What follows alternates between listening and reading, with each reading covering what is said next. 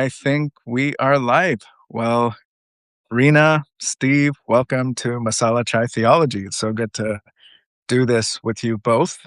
Now, for those of you wondering what's going on here, I have with me two dear colleagues at St. Stephen's University, and we're going to be talking all things Indigenous settler reconciliation, truth and reconciliation, this neglected aspect of justice, really, even among so many progressive Christians. And, we often Yeah. think of Indigenous relations and Indigenous neighbors the last. And so, but this is really an invitation to something beautiful that St. Stephen's University works on through our Center for Reconciliation Studies. So we'll go more into all of that.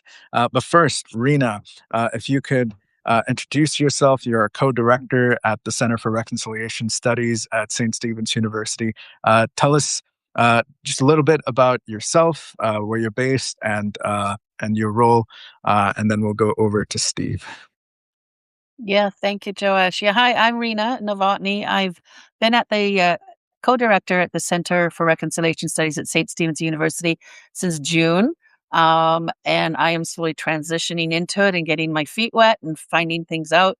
My job is primarily to recruit students and hopefully design a land-based tour and continue with the research and work that the center's doing. I come at it from I guess a bit of a tension that I have finally have lived at peace with. My father's family going way back are Red River Métis, and my mother's family going way back were Dominion Land Grant recipients who took up land in Saskatchewan way back in the day. So I have both of those dynamics within me, and I think that's probably the DNA that brought me to this work. Wow. Mm. Beautiful background there. Thanks for that, Rena. We'll get more into all of that. Steve, you are our director for communications and storytelling at St. Stephen's University. Tell us a bit about yourself, where you're based, and what your work at SSU looks like.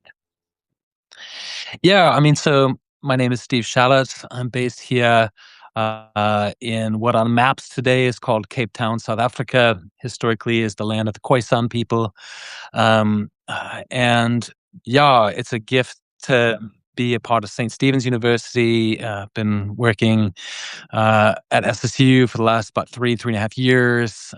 These days as our director for communications and storytelling, essentially helping steward the kind of front of house, the collective voice of us as an institution, trying to take the ethos and the values that we carry as a learning community, point them forward towards the ethics that we want to embody as an institution, certainly including this here as we talk about our Center for Reconciliation Studies and our commitment as an institution to, learn to walk in a new way, relationally with our Indigenous neighbors and be led by them in many ways. And deeply grateful always to be amongst this community that is seeking to kind of harness our institutional capacity to do beautiful things in the world. So.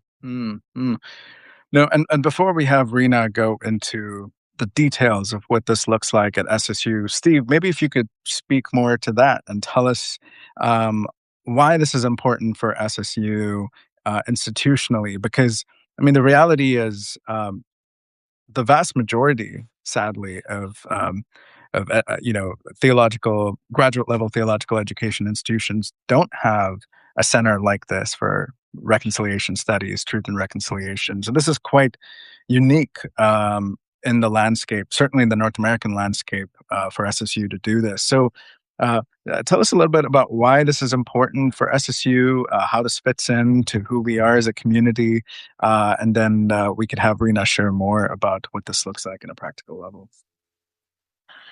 Sure. Yeah. I almost think it's even maybe more unique than just, having and a number of universities have centers that are centered on reconciliation or on Indigenous studies, right? But SSU's, development, which was done by invitation through our board chair, Judith Moses, who is an amazing First Nations woman who helps lead SSU as a whole in that regard. But the invitation here, I think, in more ways than not, is recognizing that, you know, wherever we're living our life, whether that's in Canada or in India or here in South Africa, we walk on sacred ground and we walk on grounds of history that carry with them story and narrative. Mm. And, you know, as an institution that is invested in justice and justice, beauty, and compassion as our kind of foundational values, right? To want to walk justly, to do that beautifully, to do that with a heart of compassion. Um, I think one of the things that uh, kind of captures our collective heart as an institution is recognizing that wherever we walk with the stories that are behind us, and those histories inform the way that we navigate today. And so, in contours and contexts, especially like Canada, where um, the histories of colonialism and coloniality and the way that they have affected First Nations communities and our treaty histories and all of the dynamics that make up Canadian life and its fraught relationship with First Nations communities. As an institution, we have a fundamental mandate um, to to walk in a different way. And with that mandate comes our CRS, right? Our Center for Reconciliation Studies. And what I think is really unique about it is that the posturing of the coursework there and the center as a whole is geared towards historically settler communities, right? And wanting to say, how do we, I think there are a lot of people who don't know how to take a first step or don't know how to navigate into that world of these tremendous histories that often just float in outer space, right? They float above us. We've listened to and watched the Truth and Reconciliation Commissions. We've maybe read the calls to action that have come, and we look at these things as governmental things or kind of beyond us. But few of us, I think, really have a handle on how to step into that, how to make that practical. And so for us, like the development of our center and program was to say, irrespective of if you run a business or you're in a theological space or in education or in, helping lead faith communities or just living your life. I mean, for those of us who want to be responsive to history and want to learn how to walk in a new way, in respect to our Indigenous neighbors. The CRS is geared towards helping people take that first step, to have a pathway to actually be responsive in their everyday lives to the Truth and Reconciliation's call to action, and to invite settlers and historical settler communities to have an active pathway into that work. So that is kind of the overarching framework for how that developed. And it developed historically, again, with Judas Moses kind of leading us into that invitationally and helping us develop the program and wanting to carve out this space. So again, people, so if we get into the question of who is it for, it's for everyone, but particularly for settler communities and people who want to take an active step in that regard, but maybe don't know, don't have a pathway or need a community to do it with, right? I think that's often lacking with people too. So that's kind of the history of the program. No, thanks for that, Steve. And before kicking it off to you a little bit, Rena, I just realized I forgot to mention my own role at SSU, which is, I serve on the leadership team as director of fundraising advancement, along with Steve, and along with Rena now as well, who just joined our team as co-director for the Center of Reconciliation Studies. I also teach public theology, and one of the things I've been invited to teach at SSU is this focus on decolonization in an invitational way, in a healing, reconciling way. And I don't think we can have a serious conversation about decolonization as settlers in North America or any settler context, whether that's South Africa or New Zealand, Australia, Argentina has been in the news a good bit lately. Like, we can't be based in these contexts and have conversations about decolonization without first wrestling with what it looks like um, in relationship and community with our Indigenous neighbors who've been dispossessed of their lands, especially here in North America, U.S., Canada, so that's also one of the reasons why it's just so good to have CRS at SSU, where students can take classes. You don't have to be a full-time student in the MA program. You don't have to, even have a graduate certificate or kind of be in that graduate certificate program. You can do it at your own pace, take classes, audit classes, take them for credit. And this is open to anyone who is coming in and paying the fees to audit or take course for credit at SSU through the Center for Reconciliation Studies. So just want to paint that broad invitational picture posture for this unique program offering too. But Rena, you have been a student in this program for a while.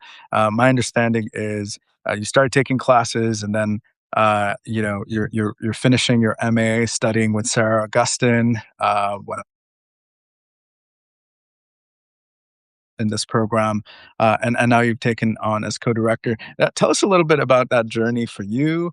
Um, yeah, because I'm sure this is a journey, as you alluded to, that goes back, even before your time at SSU. So yeah, just give us a glimpse of what that journey has looked like for you, and what you're most excited about for the future of the center as you step into this role. Sure, absolutely. Before I do that, though, can you hear me? Yes, we can. Yeah. Okay, good. Just want to make sure. Of course. I also forgot to mention I live in on the map. It's called Seminar in British Columbia, which is this unceded traditional territory of the Secwepemc people. I forgot to mention that. Which kind of brings me to the start of the answer to that question. I was born in British Columbia, and I didn't really think much about the fact that there had been thousands of years of people living here before I ever showed up. That wasn't really in my grid as a kid growing up. And it wasn't until I was in high school and had Indigenous friends that I started to hear a little bit about things like the residential schools, and that bothered me.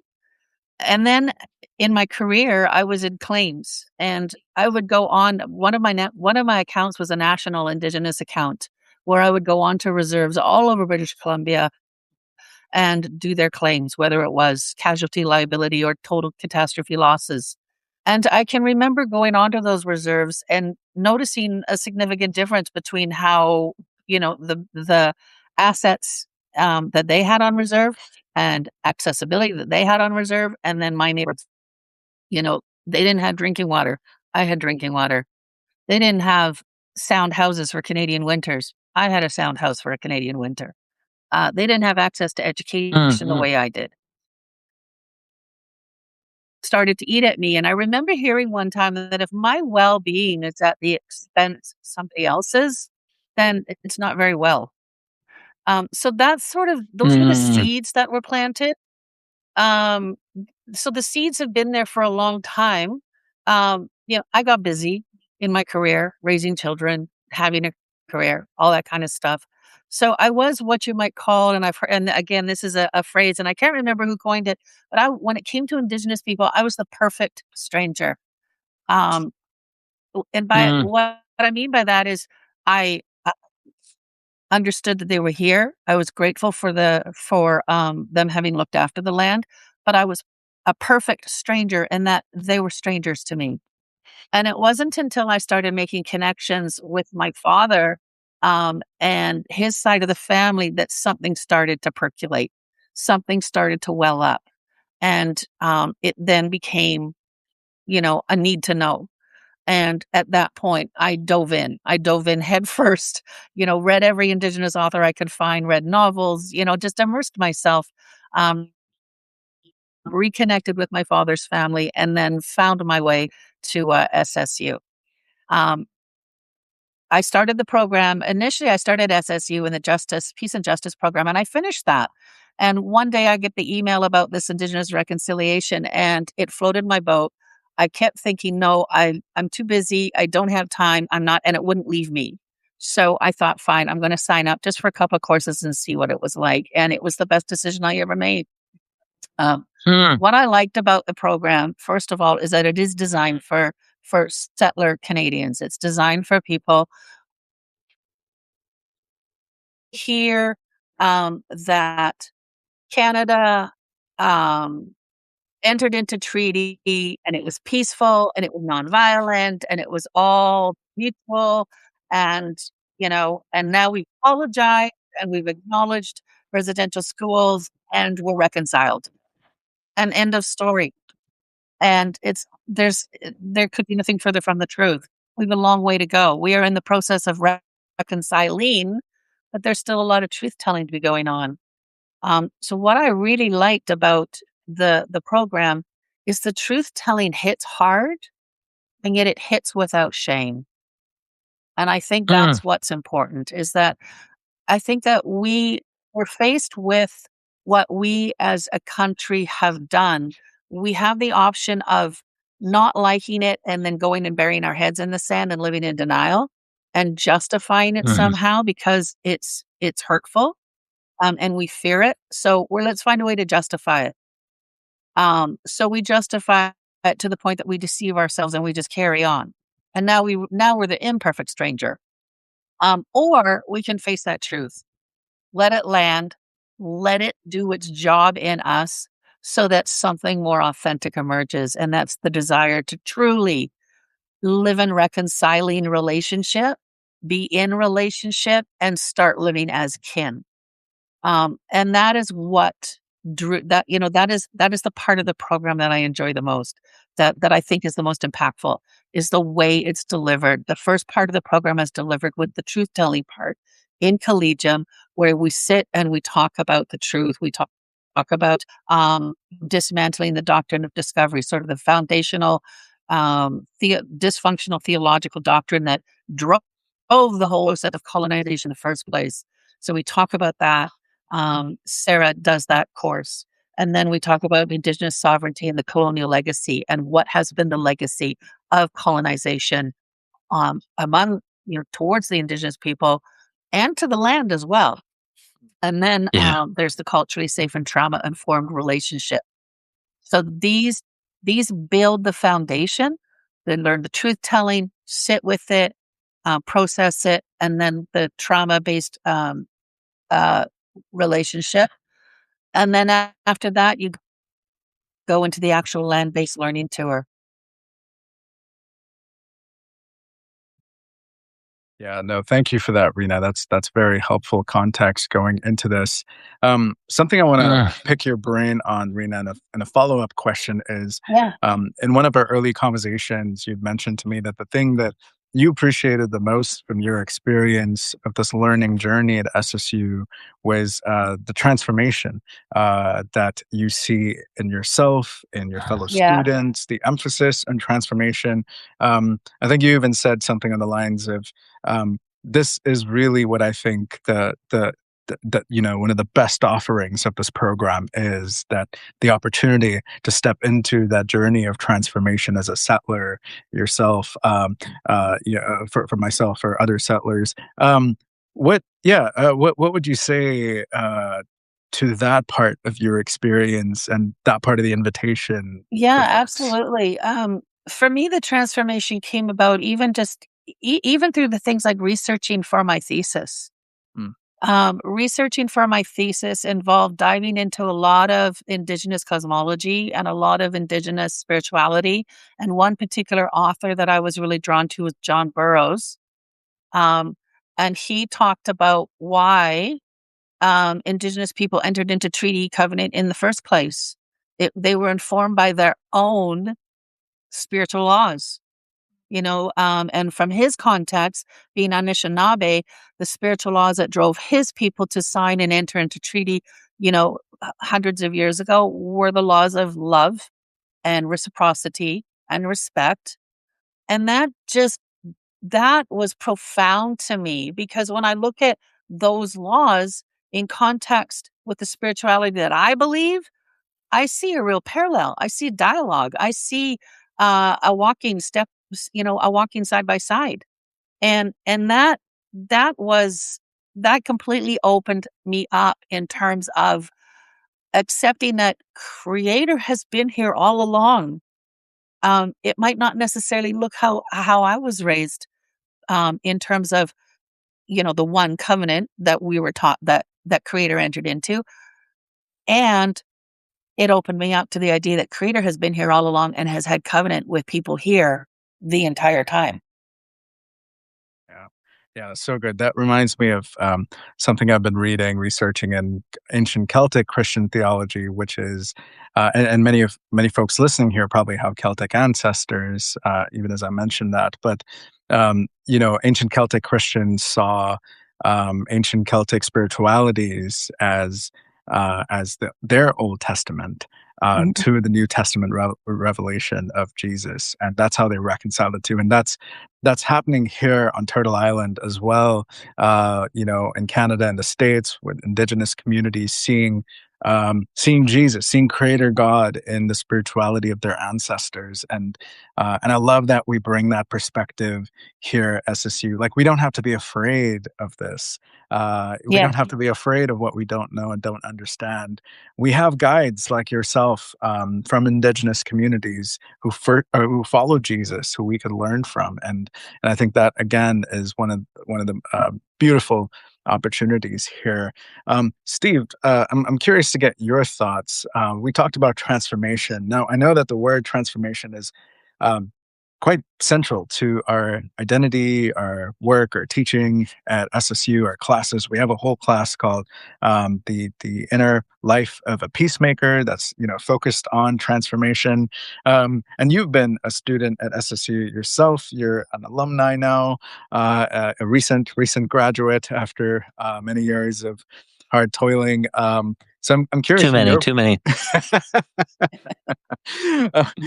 yeah, I'm curious from your perspective of wrestling at SSU as a student yourself. Um, yeah, what is the role of transformation in our lives, and also from your wealth of experience as a really renowned activist for peace and justice around the world, and your expertise of doing peacemaking in different contexts around the world.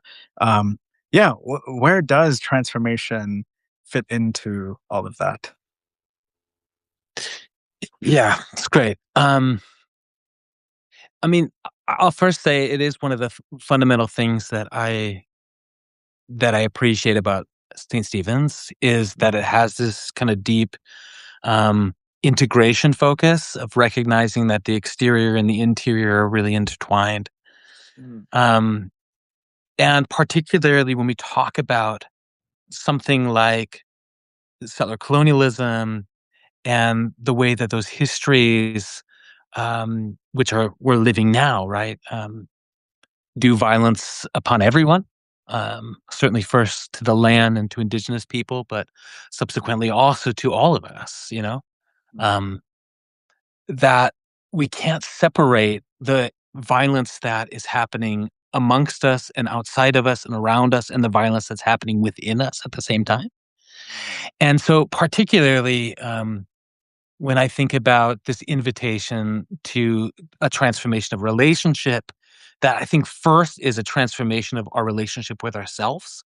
mm, And for immigrants or settler communities, I'm a proud immigrant in South Africa for 20 years, but for those of us who have settler histories, like there was a reorientation of a relationship with ourselves around dealing with those histories, dealing with residual pain and shame of actually coming to terms with those things. Of, Rena, you talked about this idea of truth telling without shame, which is I think, it's a beautiful thing to say, and also a very difficult thing to say. There's a reason that um, we can be decades into a story of truth and reconciliation, but have that starting block almost not touched yet by the vast majority of people.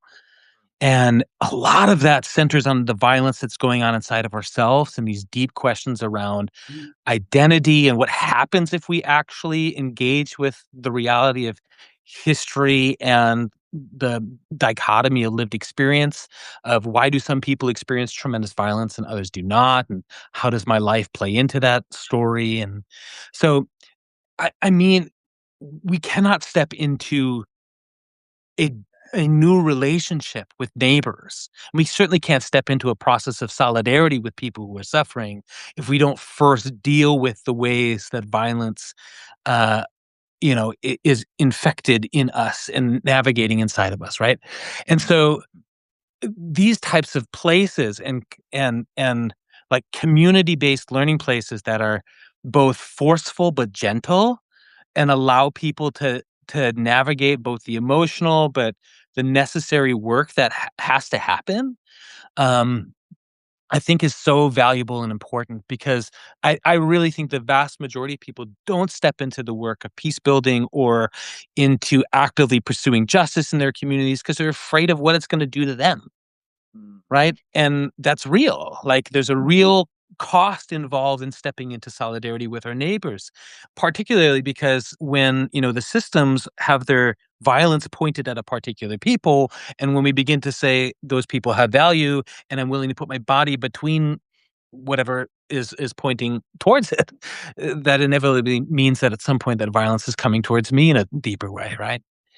But the untangling of all of this mess, I mean, it's emotionally taxing and difficult, right? And so, Mm.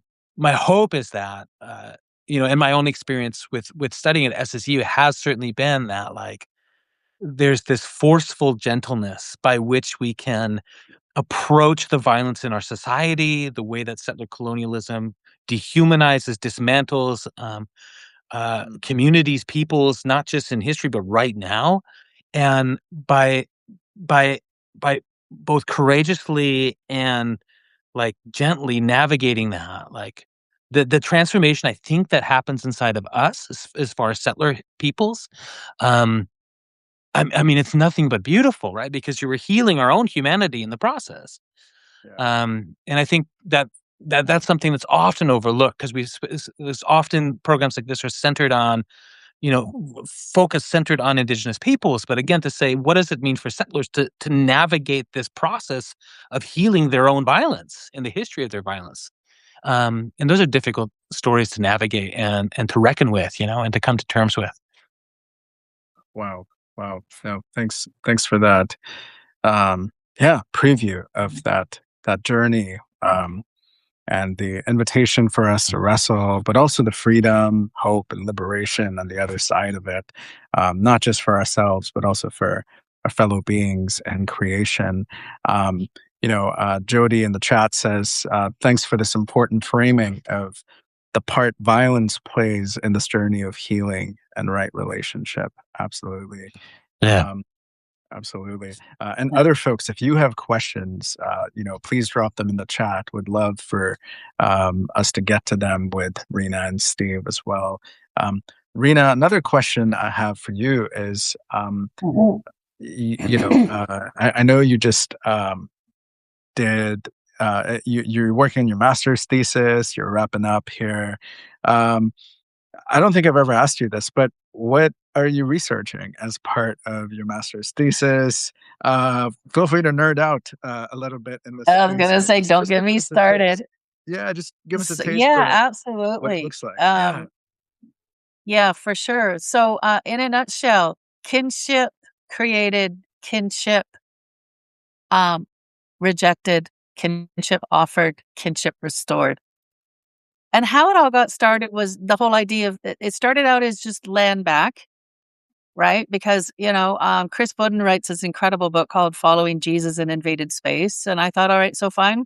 Living in invaded space. British Columbia, for those who don't know, British Columbia is completed, for the most part, completely unceded. The rest of Canada entered into treaties, which most of which have been broken. So that's another story. But British Columbia didn't enter into treaties. Basically, the idea was let's build a railway, and BC will start it at the coast, and we'll start it, in Ontario. And when we meet, we're done. And they entered into treaties to build that railway in through the prairies, but BC just started building. And Indigenous nations were displaced left, right, and center. The railway was finished, and by the time it was finished, they thought, "Oh, we don't need treaties now." There are no treaties here. So I'm living on land that is truly invaded. So I had to wrestle with that. What am I going to do with that? A sort of, short of the personal things that I can do, what else can I do? So I kind of got interested in the whole idea of land back, and that's how it started out. And here's where the transformation piece comes in. I'm still thinking like a settler colonial at that point. One day I'm driving over the Coquihalla, and it was right around January when the whole 51st state rhetoric got going. And of course, being Canadian, I was worried. If the U.S. decided they wanted Canada, there's not a whole lot Canada can do.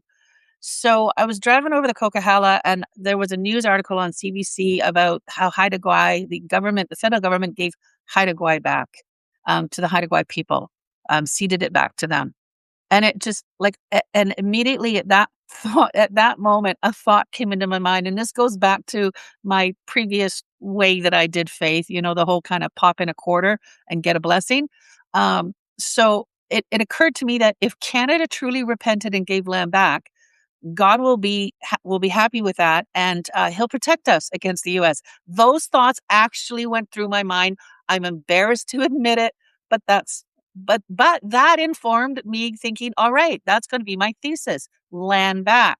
Well, it went from land back to then rematriation. I thought about this idea of rematriation, basically not just returning the land, but also allowing not allowing, I shouldn't say that word, having Indigenous people step back into those roles that they've never abandoned in the first place, but basically giving over to the rematriation of Indigenous knowledge, wisdom, all that kind of stuff in terms of the land as well. Um, so that was a little bit better than land back.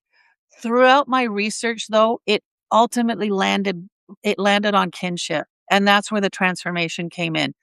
The land's not owned; it belongs to Creator. We are all kin on the land, with the land, the trees, the animals, each other. The Creator created a community of creation, community, kin.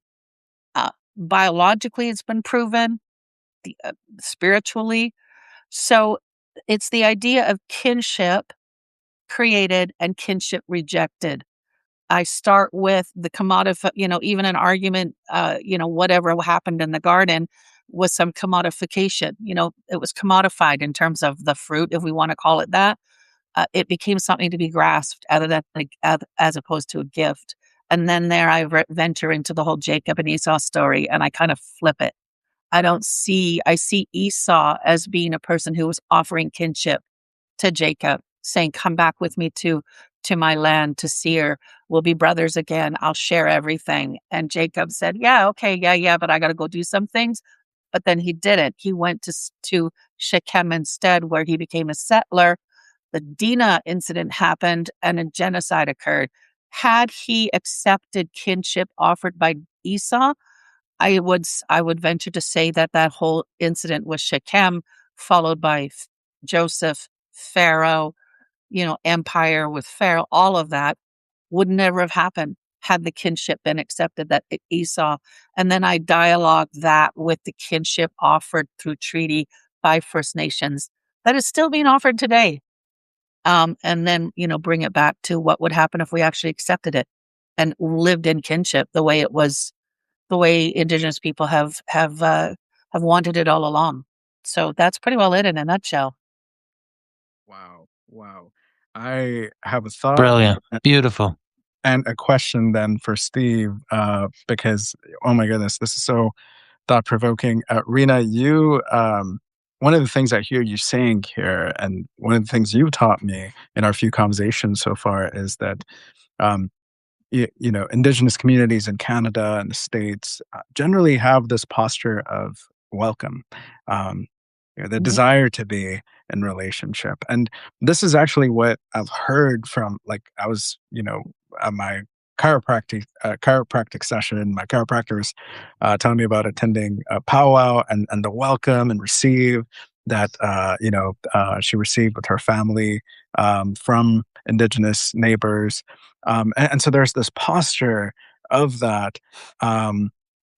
Steve, you and I in our advocacy work around Palestine, the Palestinian Church. We've come across stories of Palestinian Christians like Munther Isaac, who will have in conversation here tomorrow, saying things like, we don't desire to take over the land.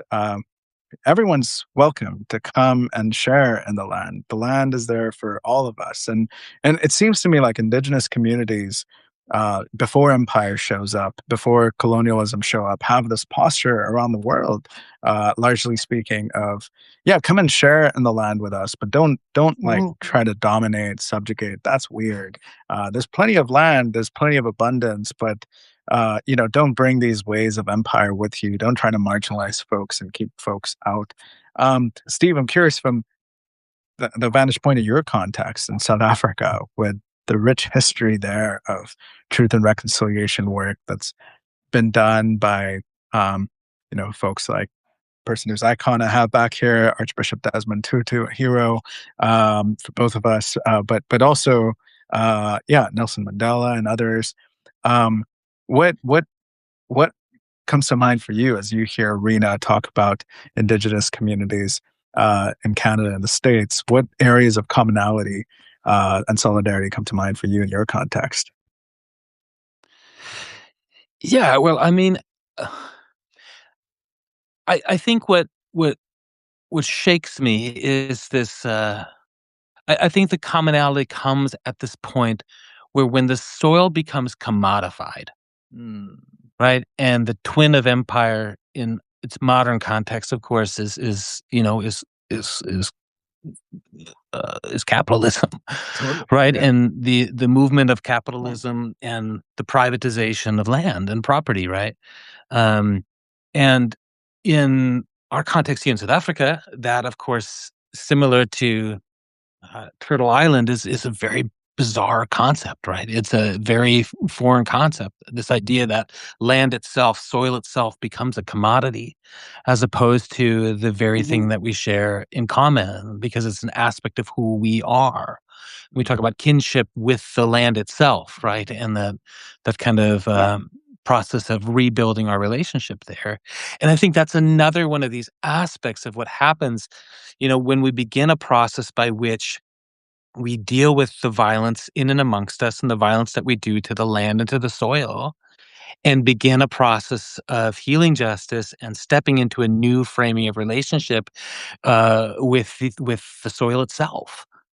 And much of that work in my own life and relationship has come through, a depth of working in solidarity and relationship with peoples here.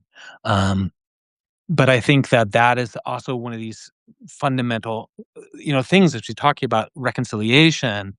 The process of reconciling with land itself, I think, is something that is very difficult for for settler peoples, because we recognize land as something that's commodified, that can be owned, that can be something that belongs to somebody, as opposed to something that is something we steward collectively as a people. Um, and so I think that process of transformation that we were talking about before also welcomes us into a re-transformation of how we think about soil and how we think about land and how we think about the ways in which we hold it and hold it in common and steward it, and what our vocations are and the way that they inhabit and function. Right? We're living in this almost dystopian time where data centers are kicking up all over the place. Just down the road here in Cape Town, they just signed a leasing on two data centers here that are coming now.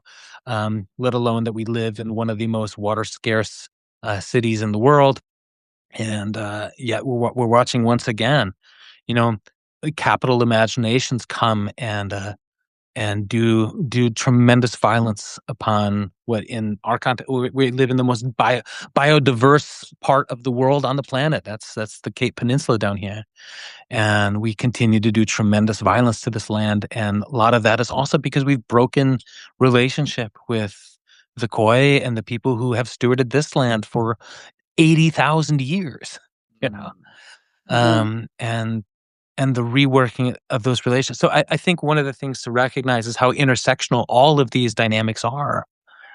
These aren't, and sometimes when we talk about peace and justice work, they live kind of in isolation of one another. And I think reworking these threads is really important to recognize that as we, you know, confront the histories that, we're trying to confront and, um, you know, build healing justice into the frameworks of violence that surround us historically and right now. The work that we do for spatial justice in the city, or for the reworking of eco justice that's necessary in our environments, or the relationship with First Nations peoples, or whatever it might be. It's all the same fight, right? It's all the same work. It's all interconnected. And fundamentally, as we dig our way all the way back, it has to do with who we are as human peoples. Mhm. So we seek to heal the land because, man, it's how we heal us, right? Um, yeah. So I think that I think there's deep resonance with these frameworks because, the leviathan of colonialism and empire, has its tentacles everywhere. And it might manifest itself in slightly different ways, both historically and in the ways Absolutely. that it, About its the violence functions. correlation. Go ahead. Mhm. Go ahead, Rena. Oh, sorry. Um, Brandy Moran wrote an article that I just read this evening, or data centers and the loss of Indigenous languages. They go hand in hand. Mm, And, if you lose the Indigenous language, then you lose the ability to understand how a plant works, how it might heal, yeah. how you lose that. You lose that capacity. I mean, the Amazon in particular has the healing properties of cured how many cancers just from the plant life in the Amazon alone. That's indigenous knowledge. And if you lose those languages, you lose how to decipher and interpret which plants do what. So the Mhm. intersectionality is incredible. Yeah. Yeah. Wow. Wow. No, thank you for, yeah, calling out those pieces, connecting all of them together. Again, Desmond Tutu talks about Ubuntu, this indigenous wisdom from South Africa that he helped popularize of, our liberation, our humanity is tied to each other's. There's that intersectionality popping Mhm. up again. And yeah, I'm just so grateful for you both and the wisdom you're offering here. Um, you know, um, Ikechi in the comments says, yeah, we really need to remember we are nature. It's about attunement and relationship and taking feedback from the world, honestly. Um, yeah, Rena, your thesis is so needed. Thank you for all you're contributing to the field and life. Um, I couldn't agree more. And I'm also curious, Rena, like as we talk about land here, um, one of the things that empire does is divides us from the land, divides us from the history of the land, the original inhabitants of the land who cared for the land. Um, and you've tried to do healing and reconciliation around that through these land-based learning trips that you mentioned early in the conversation. Mhm. So tell us a little bit about what some of that has looked like, and yeah, would love to give folks a teaser here of what to expect on these trips.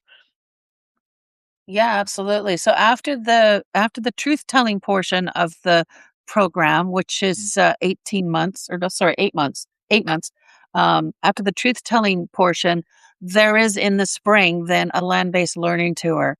Um, the one that just passed this past spring and the one next spring, 2027, we're both in Winnipeg. So the group stays together. They stay in community together.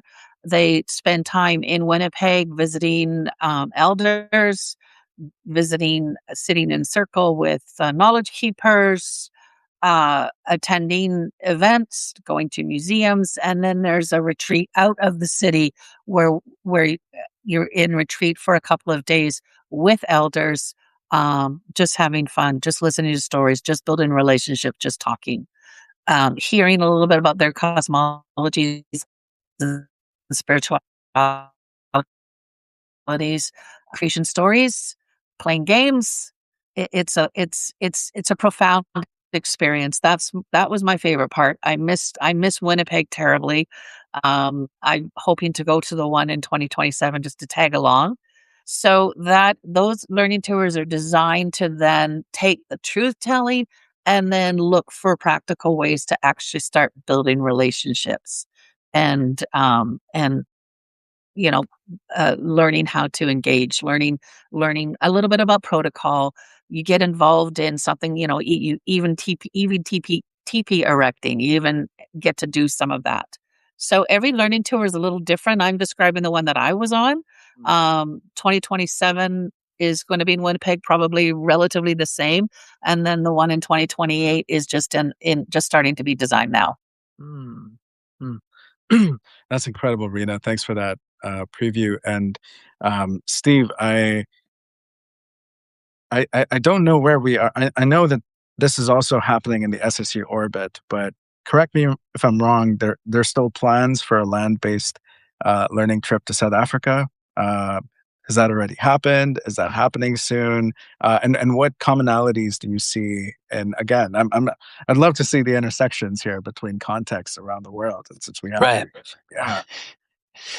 Yeah. So, I mean, at SSU, we have a history of land-based learning, and Mm. actually all of our master's programs, all of them, have a component of, you could call them study abroad modules, or we call them land-based learning, where again we have to transcend this process by which we're just thinking about things to relationally experiencing things, because experiential Mhm. knowledge has a fundamental part to play in, especially in higher education and grad school level spaces. We have to move into processes where our bodies and our histories and our stories are a part of our learning process, right? It cannot Mm. just be a cognitive process. And that's part of undoing epistemological violence as well, in the ways that often universities um, center a certain type of knowledge over another, especially experiential based learning spaces. And so, um, for many years, for all of our peace building programs and our theology and culture programs, we've had a land based learning opportunity in Ireland, both north and south of the border. That's kind of experimented and looked in relationship with the history of the Troubles, and especially engaging with the religious-based violence and those types of stories, and unpacking lots of that. And then, yes, this year we've launched a land-based learning modules that's actually kicks off in about a week and a half. So I think, next week, Saturday, students land here in South Africa for a 2-week learning module. And so we'll, in similar capacity, be engaged in kind of 2 weeks of engaging with histories, multiples of what South Africa is, and the anti-apartheid struggle kind of as our foundational block, and looking at Black consciousness and Black theology as emerging resistance forces to the reality of what apartheid was and is. And in that way, again, I mean, these land-based learning opportunities where students, and by the way, most of these land-based opportunities are also open to anybody. We try to keep some slots open to those who aren't fully invested in programs. So if that's something you just want to do, and you're not a part of a program, we usually have slots open for them. We obviously give full-time students priority, but there's usually space. So whether it's for the journey to Winnipeg next year, or South Africa or Ireland next year, there's almost certainly opportunities for people to have experiential learning possibilities, right?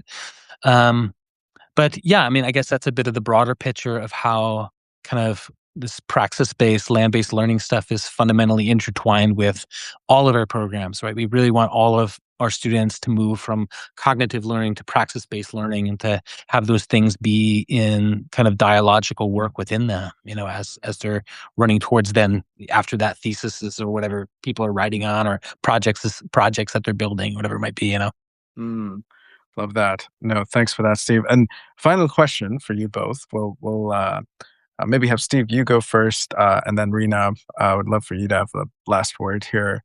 But what would you say to someone considering, you know, taking classes with Center for Reconciliation Studies, um, maybe pursuing a certificate or even a master's?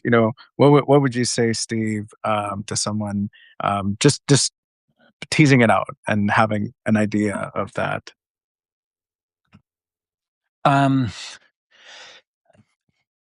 I think we educate on purpose, and the reason to pursue education is for a particular purpose, and it's not just for getting jobs, but I think one of the things SSU is really committed to is reconnecting ethics with education, and so particularly something like the CRS, or studying reconciliation studies, um, which again are just kind of fancy, like whatever words for saying how do we actually respond to the history of settler colonialism on Turtle Island.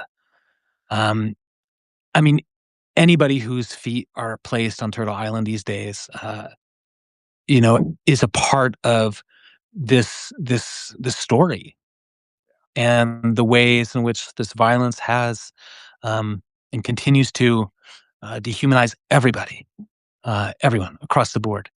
And so, especially for those who come from settler community histories, and you know, w- especially maybe if you run businesses or are leading faith communities, or maybe have a vocation already, um, and are asking, what does it mean for me to be in relationship with the land and with Indigenous neighbors and the story that we're inhabiting?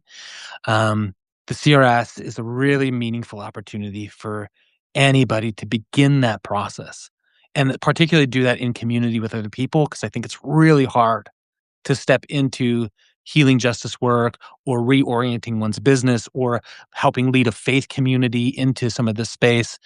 To do that alone, I think is really, really tough. And so to have a community-based context and in some ways like a roadmap to say, hey, if you want to be responsive to the Truth and Reconciliation's call to action, as somebody whose feet are on Turtle Island soil, um, there's a lot of ways to do that, but this is one way you can do that. We tried to create an opportunity for people to, to take a hand and be able to walk that road, regardless of what vocationally you work for, you're doing. These are fundamental questions that affect all of us. And so, yeah, that invitation is there. And if that's a meaningful place for any of you, let it be. We're here. Beautiful. Love that. Love that. Rena, what would you say to someone considering, and how can they sign up for classes, and what does all that look like?